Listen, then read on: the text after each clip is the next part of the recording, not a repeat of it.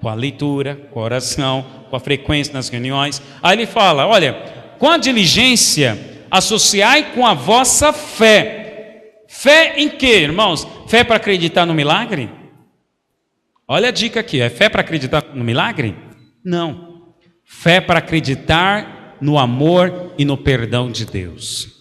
Você precisa continuar com esta fé de que você é amado e de que você é perdoado. Então pega a sua diligência, pega toda essa disciplina de ler, orar, frequentar as reuniões e associe a sua fé, porque só ler, só orar e não crer que é amado e perdoado vai te tornar um religioso profissional. Sabe o que é um religioso profissional? É que ele pratica, tem as atitudes religiosas, mas não tem vida com Deus, não tem realidade.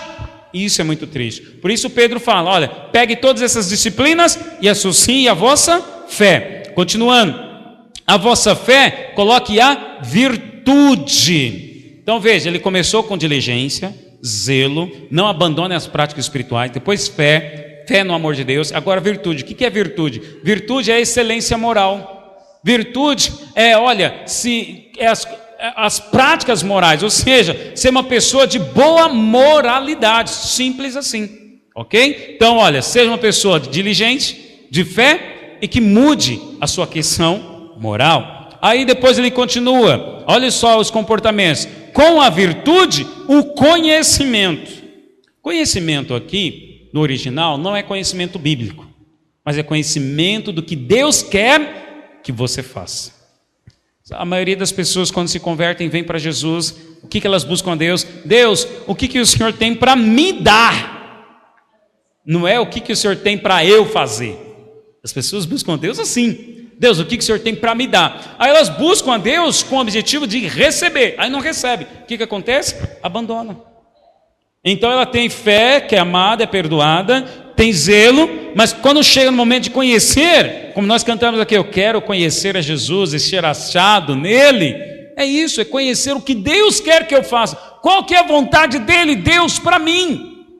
Vou no trabalho hoje, Deus, peguei esse ônibus, qual que é a tua vontade para mim hoje, pegando esse ônibus? Qual que é a tua vontade eu sendo contratado nessa empresa? Ou você só olha para a sua vida de uma forma natural? Não, eu vou nessa empresa porque ganha mais, tem empresa A, tem empresa B, mas a empresa A paga 2 vezes mais, eu vou para aquela empresa. Ok, você fez a sua escolha. Pelo dinheiro. Tem algo errado? Tem. Porque pode ser que aquela porta, que é a B, que você ia ganhar menos, era a porta de Deus para você. Mas mesmo ganhando menos, você ia ter qualidade de vida, e você e Deus já tinha lá na frente que você já seria promovido lá. Mas como você escolheu essa de cara, você não buscou o que é a vontade de Deus, o que Ele quer para você fazer, mas antes procurou fazer a sua vontade, aí começa a dar cabeçada na vida. Deus tem um pensamento de paz sobre a tua vida. Deus, Ele tem pensamento de paz, Ele tem pensamento de coisas boas para a sua vida. Deus está planejando coisas boas. Você está aqui hoje, sentado agora, ouvindo a palavra de Deus, mas Deus já está pensando em coisas boas, para preparar para você, reservando para você. Deus, Ele é Pai. Diga assim comigo, Deus é Pai. Ele é Pai. Então, conhecimento aqui é o conhecimento de Deus, o que Ele quer para que nós façamos. Versículo 6, com esse conhecimento, associe agora o domínio próprio. O que é o domínio próprio? É aprender a pôr de lado os seus próprios desejos. Isto é domínio próprio. Ponha de lado os seus desejos. O desejo de não ler, o desejo de não orar, o desejo de assistir um filme de Netflix ao invés de orar. Pastor, tem algo errado no filme da Netflix? Não, não tem nada errado não. Mas se o Espírito de Deus está levando você para orar, aí tem algo errado, porque o Espírito está militando lá. Abandone os seus desejos por si.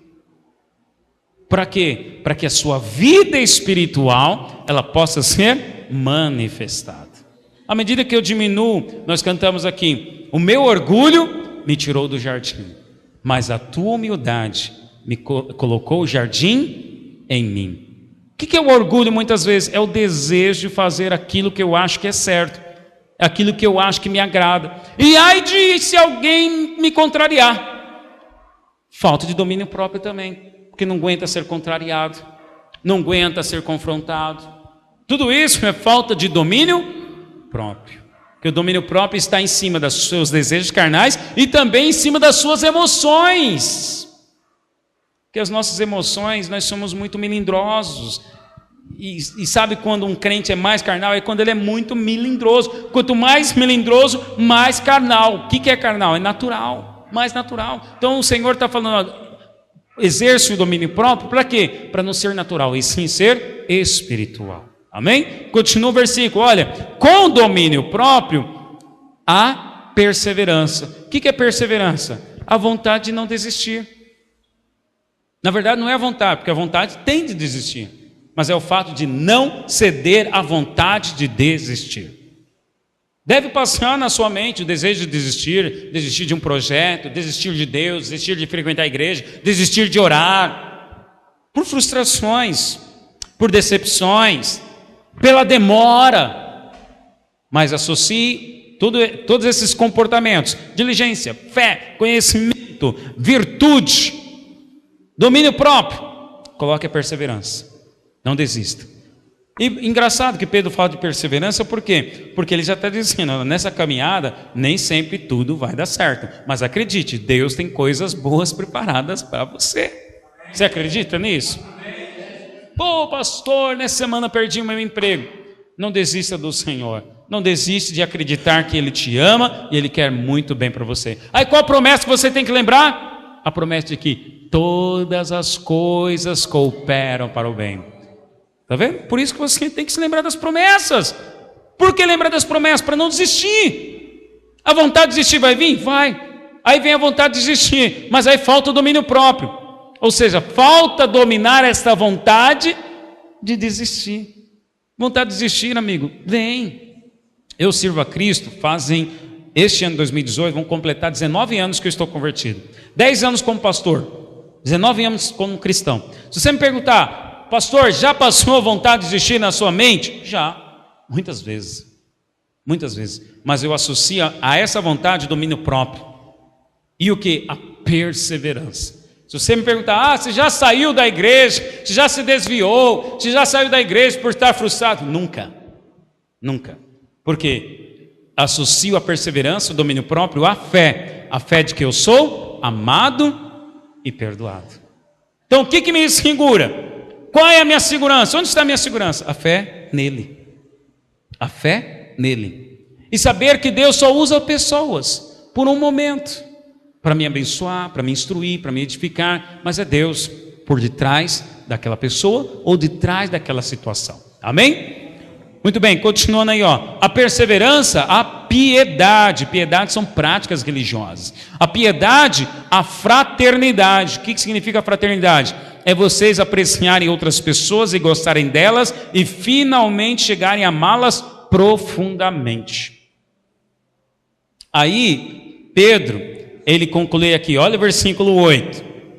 Porque estas coisas, quais coisas, irmãos? Todas essas virtudes, esses comportamentos que nós acabamos de falar, e todos esses comportamentos, não é você orar, Deus me dá perseverança, Deus me dá fé, Deus me dá domínio próprio. Não, todas essas coisas já estão em você por causa da graça de Deus, Ele já te deu. O que você tem que fazer agora é colocar isto em prática. Porque foi Deus quem te deu. Agora ele diz aqui, olha, versículo 8: porque estas coisas existindo em vós e em vós aumentando. Então significa que já está em vós todos esses comportamentos. Mas o que precisa? Aumentar. A perseverança precisa aumentar. O domínio próprio precisa aumentar.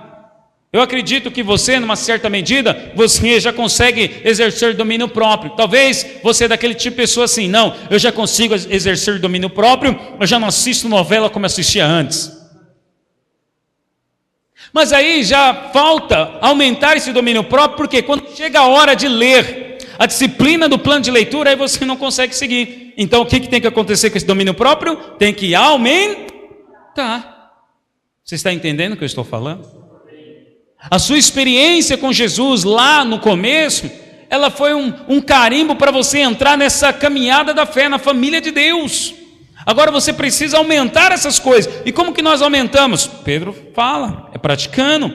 Olha só, porque essas coisas, versículo 8 eu estou lendo, porque essas coisas existindo em vós e em vós aumentando, fazem com que não sejais nem inativos, nem infrutuosos no pleno conhecimento de nosso Senhor Jesus Cristo.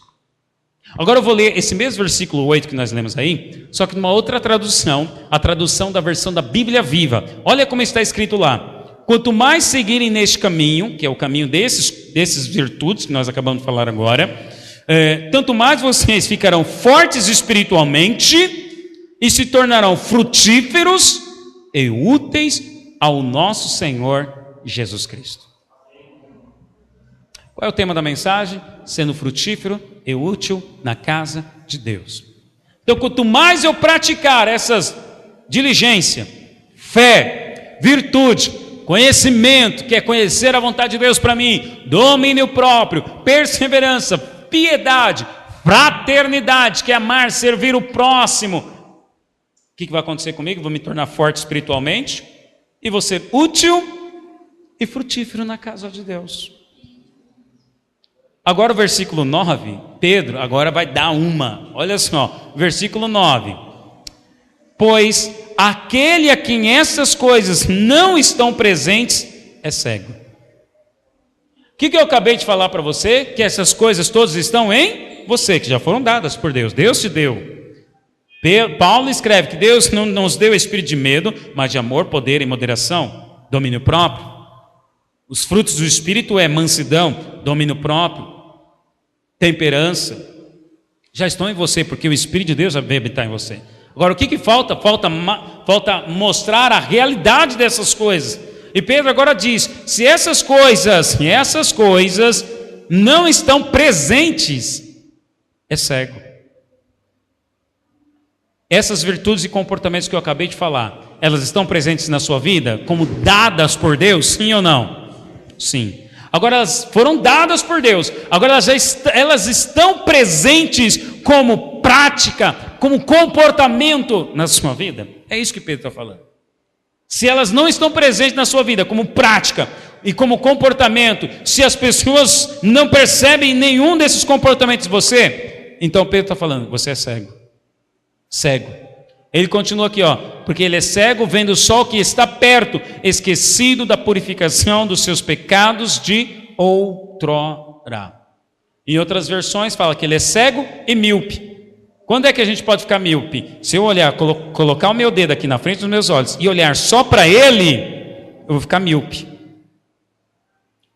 Pedro está falando isso. Só enxerga o que está perto. Quando você só enxerga o que está perto de você, o que é natural, você está míope para as coisas espirituais que estão ao seu redor. Você já fez essa experiência de colocar o dedo na sua frente aqui, e olhar para ele? Se você só olhar para o dedo, o que acontece? Eu fico míope e não enxergo o que está acontecendo ao meu redor. É isso que Pedro está falando. Quando alguém não enxerga o mundo espiritual, quando ele olha somente para o natural das coisas, só o que lhe acontece no natural.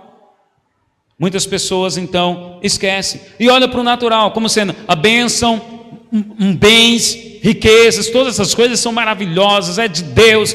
Mas se você só se alegra em Deus por causa dessas coisas, Pedro está falando, você está míope, só está enxergando isso e não está enxergando o que está ao seu redor.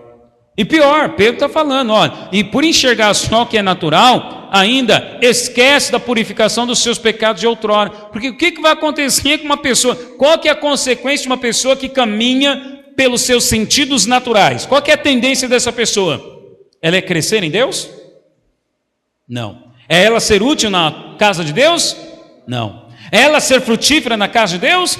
Não. Ela vai seguir suas emoções, seus sentimentos, ela vai desistir.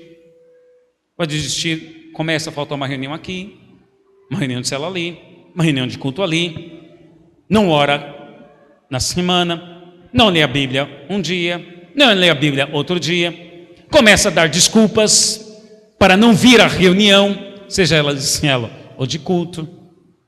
E o que acontece com essa pessoa? Ela esqueceu.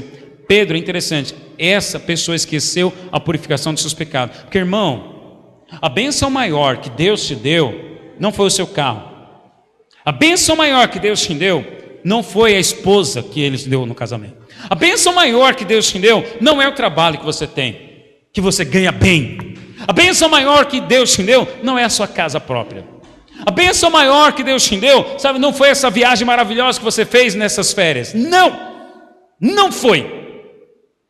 Porque você pode acreditar em mim. Tem muita gente sem Cristo que tem todas essas coisas que você tem.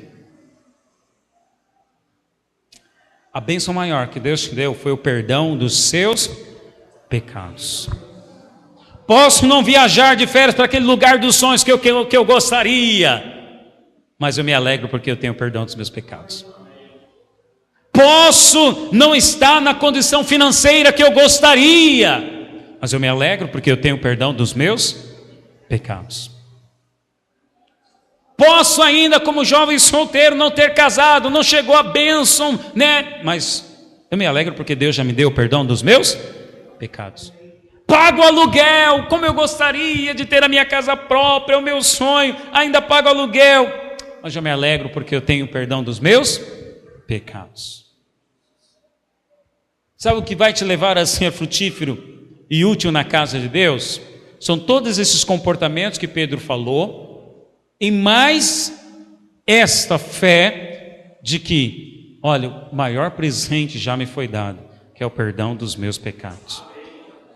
Às vezes nós ficamos tristes com situações, uma perca de um emprego, uma não promoção, mas sabe o que vai te tornar, vai fazer uma pessoa humilde? É se lembrar disso. Poxa, perdi o emprego, não fui promovido, mas eu já estou no lucro.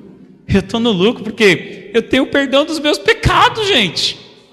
É isso que te faz ser humilde e útil na presença de Deus. É saber que você tem já o perdão dos seus pecados. E Pedro está falando, ó, não esqueça da purificação dos pecados. Pedro, como eu falei, eu quero usar como exemplo aqui o testemunho de Pedro. Pedro, ele teve várias experiências com Deus, mas eu quero usar a experiência de Pedro, porque ele escreveu essa segunda carta aqui para esses irmãos, e eu quero usar duas experiências que Pedro teve, que foi na pesca maravilhosa. Pedro teve a experiência de ver por 2 vezes, na pesca, ele lançar a rede e ver a rede cheia de peixe. Por 2 vezes Pedro teve essa experiência. Na primeira experiência, está lá em Lucas capítulo 5, Pedro tem a experiência da revelação e da apresentação da santidade do Senhor. Pedro já tinha trabalhado a madrugada inteira. Pedro era pescador, Pedro era habilidoso, ele sabia fazer a leitura da lua, do mar, de qual a hora que deveria lançar a rede, de qual lado do mar deveria ir pescar. Aí ele está voltando já, desistindo. Aí Jesus fala, olha, vamos para cá, lança a rede do lado direito. Aí Pedro, no seu natural, fala, mas Senhor, nós já trabalhamos a madrugada inteira. Mas aí Pedro diz uma palavra, mas sob a tua palavra lançaremos a rede. Então Pedro, ele creu na palavra que Jesus disse, porque se Jesus falou para lançar a rede, eu trabalhei, me esforcei, não aconteceu nada. Então se ele está falando, ele não vai revogar, ele vai cumprir a promessa. Então eu vou lançar. Ele lançou a rede. Depois que ele lançou a rede, o que aconteceu? Ele precisou de ajuda. Ei, os outros pescadores estavam nos outros barcos. Ei, por favor, venham me ajudar, me ajudem. Porque puxou tanto peixe que o barco que ele estava quase virou, de tão pesado que estava. Depois que ele viu o milagre acontecer, Pedro vira para Jesus e diz, Senhor, afasta-te de mim, porque eu sou homem pecador. Pedro, nessa experiência, ele teve o quê? A experiência da santidade de Deus. E não é a santidade que te faz ser frutífero na casa de Deus. Eu sei que quando você pensa assim, principalmente os jovens, a santidade é não pecar. Aí você peca, você já logo põe a mão na cabeça, meu Deus, perdi minha santidade. Santidade, o contrário de santidade, não é pecado. O contrário, o antônimo de santidade é ser comum. Então, ser uma pessoa santa é ser uma pessoa separada. Separada para quê? Separada para as coisas de Deus. Mas veja, santidade nos termos de não ter erro, até o não crente sabe, gente. Por que um não crente, um não cristão, ele muitas vezes até ele fala como desculpa assim, olha, eu não posso me batizar porque eu ainda não estou preparado. Por que ele fala isso? Porque ele tem consciência que ele é pecador, que ele tem pecado e que Deus é muito santo. Então eu não sou digno de entrar, de ir lá, de me batizar porque eu sou homem pecador. Quantas vezes você não faz convite para alguém ir à sua célula, ouvir ao culto, e o que as pessoas falam? Não estou preparado. Por quê? Porque a pessoa está lá, está em pecado. Teve uma vez que nós estávamos evangelizando aqui no bairro, e teve uma senhora não, foi um rapaz, o Tiago estava comigo, foi um dos moradores aqui, não vou falar o nome, foi um dos moradores aqui, e eu falei assim, olha, eu gostaria de entrar, você me permite entrar na sua casa e fazer uma oração? Aí ele falou assim, olha, outro dia pode ser, mas hoje não, porque eu bebi. Eu falei, não tem problema, nós vamos orar. Não, outro dia pode ser, mas hoje não. O que esse homem, olha, não cristão, ele estava com a consciência do pecado. E de saber também, olha, Deus é tão santo, que eu não posso, depois de ter bebido, receber oração. Eu não posso. Então veja, santidade não muda ninguém. Revelação da santidade não muda ninguém. Os fariseus da época de Jesus, todos eles tinham compreensão e dimensão da santidade. Por isso eles eram zelosos na prática de não fazer isso, não fazer aquilo. Eu não estou dizendo para você viver uma vida de pecado. Só estou dizendo que a revelação de santidade não produz em você frutos.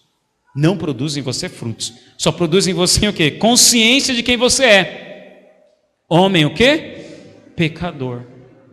Aí vem a segunda experiência da pesca de Pedro com Jesus. Aí lá em João 21, abra sua Bíblia comigo, lá em João 21, Evangelho de João, capítulo 21.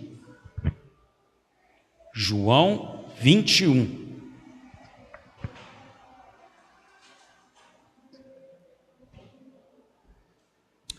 João 21, versículo 1.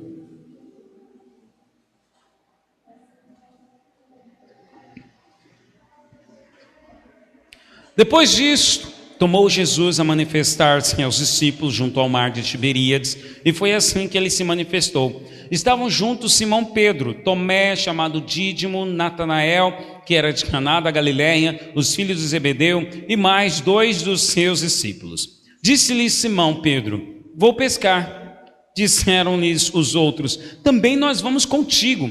Saíram e entraram no barco, e naquela noite nada apanharam.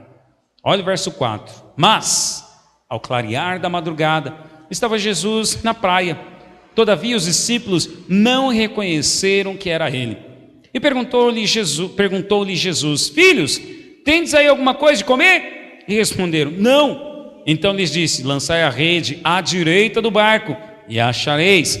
Assim fizeram, e já não podiam puxar a rede, tão grande era a quantidade de peixes. Aquele discípulo a quem Jesus amava disse a Pedro, é o Senhor. E Simão Pedro, ouvindo que era o Senhor, cingiu-se com sua veste, porque se havia despido, e lançou-se ao mar. Mas os outros discípulos vieram no barquinho, puxando a rede com os peixes, porque não estavam distantes da terra, senão quase 200 côvados. Veja, Pedro aqui está no barco, e ao saber que quem mandou eles lançar a rede era Jesus, o que Pedro fez? Ele imediatamente colocou a roupa e saltou no mar para se encontrar com Jesus. Você precisa lembrar de qual é o contexto aqui, por isso é importante você ler a Bíblia para não ser um analfabeto bíblico. João 21, Jesus já tinha morrido e ressuscitado. Lembra de qual foi a experiência no momento que Jesus foi preso? Qual foi a experiência de Pedro? Pedro tinha falado para Jesus o quê? Senhor, estou contigo até o fim. Hashtag, estamos juntos. Mas Jesus falou, antes que o galo cante 3 vezes, Pedro, você vai negar. Vocês sabem, conhecem a história. Pedro negou. Pedro negou e chorou copiosamente, lamentou, porque falou, puxa, entreguei o Filho de Deus, fiz burrada, pisei no tomate, deu ruim. Saiu dali amargo, com tristeza no coração. Você acha que alguém que traiu Jesus, que tem consciência de que, olha, eu errei, você acha que alguém assim, ele pularia para se encontrar e se lançar nos braços de Jesus?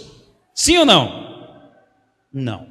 Uma pessoa que tem consciência de que errou, acabei de falar agora, falei com a pessoa, olha, posso entrar na sua casa para orar? O que ele falou? Não, hoje não, porque eu bebi. Pessoa que tem consciência do pecado, o que ela quer? Ela quer se afastar de Deus, porque ela sabe que Deus é santo e ele é pecador. Pedro, lá na primeira experiência da pesca, ele percebeu, Senhor, tu és santo e eu sou um pecador. Mas agora na segunda experiência da pesca, ele já tinha errado, ele já tinha pecado, ele não cumpriu com a palavra, porque ele falou que ia estar junto e não cumpriu, ele negou, ele traiu. Então qual que seria a atitude normal de Pedro? É Jesus que está lá? Então, peraí, deixa eu dar uma disfarçada. Ô João, vai lá, serve lá Jesus, porque deu ruim para mim, eu falei que não ia estar com ele, eu falei que ia estar com ele, neguei, os caras vieram lá e deram cana para ele, sabe como que é, né? As coisas, a ficha não está boa para mim. Então fica lá. Pedro, consequentemente, ele seria o último a se apresentar, a descer do barco. Por quê? Consciência do pecado. Mas aqui Pedro está sendo o quê? O primeiro. Se ele está sendo o primeiro, é por quê? Porque ele não está consciente do pecado. Será que é porque, poxa, eu errei, mas não estou nem aí? Não.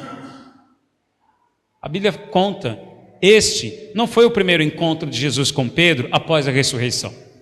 Este, na verdade, foi um dos terceiros encontros de Jesus com Pedro. Jesus já tinha encontrado com Pedro antes dessa pesca aqui. Tem aquele momento em que Jesus pergunta para Pedro, Pedro, tu me amas? Jesus pergunta 3 vezes. Tem outro momento em que Jesus apareceu para Maria Madalena e também a Pedro. Isso está lá, está registrado, deixa eu falar aqui para você. Está lá em 2 Pedro 1,9, Lucas 24, 33 e em 1 Coríntios 15, 5, Paulo também fala a respeito desse encontro de Jesus com Pedro, antes dessa pesca maravilhosa, a segunda pesca. Então o que aconteceu com Pedro e Jesus? Jesus, consequentemente, nesses 2 encontros que teve antes com Pedro, Jesus mostrou para ele, Pedro, você errou, mas eu te perdoo. Pedro, você falhou, você não cumpriu com a sua palavra, mas eu te amo. Onde estava a segurança de Pedro então? No amor e no perdão de Deus. Lembra que nós lemos lá, 2 Pedro? Nós lemos, para não serem frutíferos, o que Pedro falou? Olha, não esquecendo da purificação dos seus pecados.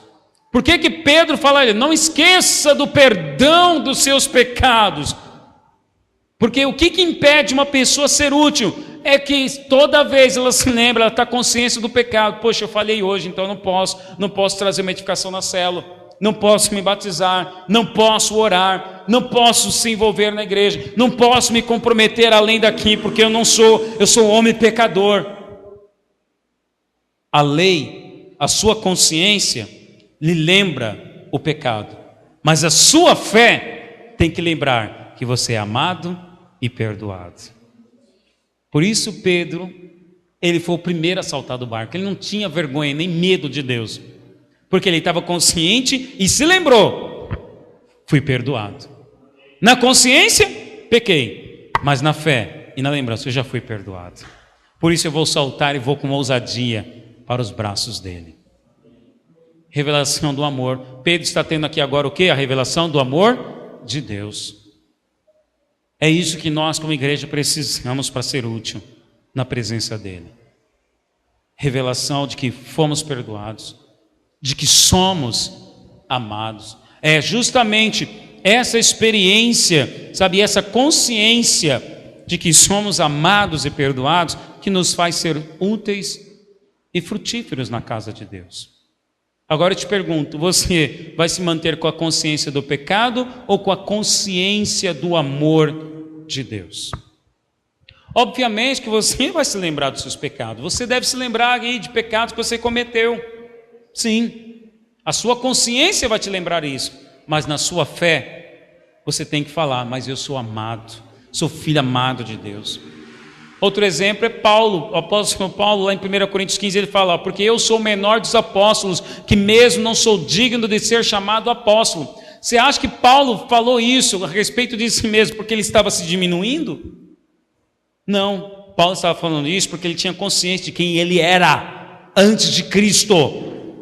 Mas essa consciência não lhe produziu peso nem condenação. Essa consciência era apenas para lembrá-lo: olha, eu sei quem eu era e eu sei quem eu sou hoje, por causa do amor e do perdão dele. Você pode se lembrar do pecado que você é, e o pecado que você cometeu, e acredite, às vezes é bom você se lembrar do pecado, justamente para você se lembrar: olha, quem eu era e quem eu sou. Não se lembrar para se sentir acusado, não se lembrar para evitar trazer uma edificação na cela, não se lembrar para evitar se envolver ou evitar se batizar. Não, é se lembrar para dizer: olha, eu sei quem eu era, e tudo para mim do restante daqui para frente é lucro, porque o Senhor já me perdoou os pecados. Aquele que é humilde está ciente do seu passado e do seu pecado, mas sabe que é amado e foi perdoado. Levanta a sua mão direita e diga assim comigo: eu estou ciente do meu pecado, mas eu creio que eu sou amado e perdoado. Essa é a diferença daquele que só tem consciência do pecado. Tem pessoas que têm consciência do pecado, mas ele se evita, porque afasta de mim, Senhor. Evita a Deus, por quê? Porque ele tem consciência do pecado e se sente acusado e condenado. Mas para mim e para você, o Senhor, Ele nos chama para sermos frutíferos na casa de Deus. Em 1 Timóteo 1,15, Paulo escreveu assim: fiel é a palavra e digna de toda aceitação, que Cristo Jesus veio ao mundo para salvar os pecadores, dos quais o principal sou eu. Por que Paulo está falando isso? Olha, para mim é um privilégio estar servindo como apóstolo. Nem sou digno de ser chamado apóstolo. Para mim é lucro, porque eu sei quem eu era. Às vezes nós temos na igreja assim, briga por poderes, brigas por posições. Irmão, se você se lembrar quem você era, e só o fato de você lembrar que você já está perdoado, isso para você é lucro. Você não precisa brigar por poder, por posição, por lugar na igreja, porque existe igreja assim. Existem sistemas dentro de igreja de pessoas que lutam por isso, por posição, por status. Mas se você se lembrar quem você era e quem você é hoje, perdoado, você não vai lutar, você não vai brigar por poder, você não vai brigar por posição, porque você vai se lembrar: olha, eu já estou no lucro. Se Deus me der a posição de líder, amém. Se Deus me der a oportunidade de levar a palavra na célula, amém. Se não me der, amém também, porque eu já estou no lucro. Às vezes você tem vontade, assim, de repente você tem um talento, você gostaria muito: poxa, eu gostaria de levar a palavra na célula, mas o meu líder escolheu o outro. Aí às vezes você fica chateado, melindrado. Lembra que eu falei no início da mensagem? Quanto mais melindrado, mais mostra que você é carnal. E aí ele está se esquecendo nessa atitude que ele já está no lucro, que ele já foi perdoado dos seus pecados. Irmão, eu tenho aprendido com Cristo e quero aprender muito mais a esta humildade. Tudo que me acontecer daqui para frente é lucro, porque já estou perdoado. Esta é a verdadeira humildade de Cristo. E nós, como servos do Senhor, para ser frutíferos, nós precisamos manifestar essa bondade dele. Agora acredite, tem pessoas crentes que quando chegam não crente perto dela, ela se vê assim muito longe de Deus. Por quê? Porque o crente mostra e fala o quê? Só revela a santidade. Olha, está sendo difícil, mas olha, eu nessa madrugada eu orei 5 horas. Olha, eu fui no monte. Olha, eu estou assim porque, olha, tenho uma vida de oração, eu tenho uma vida de leitura da Bíblia. Aí o pecador, companheiro de trabalho ou de escola está lá, fala: puxa, isso aí é difícil para mim. Não dá para eu servir a Deus, não dá para eu vir para a igreja. As pessoas que estão próximas a você, como é que imagem, que impressão que elas possuem de Deus? De que Deus é tão bom, é amável, e elas desejam estar na presença de Deus, ou que servir a Deus é difícil? E aí esse não cristão pensa assim: poxa, é melhor então eu ficar na minha, porque servir a Deus assim, eu não consigo. Eu vendi o meu carro e uma pessoa lá de Mauá, e essa pessoa, ela me conheceu lá do ministério lá de Mauá. Aí ela perguntou, de muito tempo, já não tínhamos contato, ela perguntou, onde é que você está agora? Eu falei, estou lá em Itaquera, começamos a igreja lá. Aí ele virou assim para mim, mas você deixou tudo aqui e foi para lá? Eu falei, Eu falei, nossa, mas você é corajoso, hein? Eu falei, não sou corajoso não, eu sirvo a um Deus que é Pai, e Ele me ama e Ele cuida bem de mim. Que impressão, que Deus que eu manifestei para essa pessoa? Um Deus de juízo que pune, ou um Deus que te chama e te abandona? Um Deus que ama. Estou seguro nos braços dele. As pessoas que estão lá ao seu redor, vizinhos, no trabalho, na escola, demonstre essas virtudes. Demonstre essas virtudes. Faz com que as pessoas queiram conhecer o Deus que você serve. Em qualquer lugar que eu chego, que eu sou atendido, a primeira coisa que eu pergunto é: qual é o seu nome? E trato a pessoa pelo nome dela. Se ela perguntar assim, falar, que nem alguns aqui de vocês já até falaram, o pastor, né, guarda o nome de todo mundo. Se alguém falar, por que eu guardo o nome? Eu vou falar, porque Deus não se esquece de você. É só oportunidade para o quê? Para eu mostrar o quão importante você é. E busco tratar a pessoa, quem está me atendendo, com alegria, com gentileza, com educação, para ela ver que o Deus que eu sirvo, Ele é bom, Ele é amável, não é um Deus que pune, não é um Deus de juízo. Irmãos, nós crescemos aprendendo que Deus pune, que Deus castiga. Aí você veio para a igreja, e não sei qual denominação você estava, mas talvez você aprendeu lá, olha que se você não der o dízimo, o devorador vai entrar na tua casa, você vai ficar doente. Olha, se você não vier para a igreja, pode ser que lá na esquina o espírito da morte pega. Se você não estiver na igreja, você perde sua salvação. Aí você vem para a igreja e continua servindo a Deus como? Com medo. Medo. Não é esse o Deus que eu sirvo, e não é esse o Deus que quer se apresentar para você. Jesus veio para apresentar o Deus Pai, e nós estamos aqui como representante de Deus, para apresentar às pessoas quem? O Deus Pai. Sabe como que você vai ser frutífero? É manifestando o Deus Pai, não um Deus de santidade, não um Deus de juízo que castiga, mas o Deus que ama, que muito me quer bem. E o quão maravilhoso é estar nos braços dele. Eu falei com um sorriso no rosto para essa pessoa, não, eu estou lá, estou bem, estou seguro nos braços do Pai. Agora se imagina, se eu tivesse falado assim, rapaz, está difícil lá, estou começando, está uma luta, estou uma dificuldade, né, e tal, né, estou sofrendo. Que impressão que essa pessoa ia ter de Deus? Rapaz, então eu nunca quero ser missionário, nunca quero servir a Deus, porque eu estou bem do jeito que eu estou. Porque o que a pessoa vai olhar? Para o jeito natural que ela está, né? Estou bem, tenho um trabalho estável, tenho minha família, tenho filhos, estou bem. Mas ela não está enxergando que ela está bem mal, e a alma dela está indo para o inferno. Eu não tenho que falar das minhas lutas. Posso ter lutas, mas eu tenho que falar do Deus que me ama. Se você perguntar para o meu filho Felipe, se eu disciplino, se eu corrijo, você pode falar para ele, sim, eu disciplino e corrijo ele.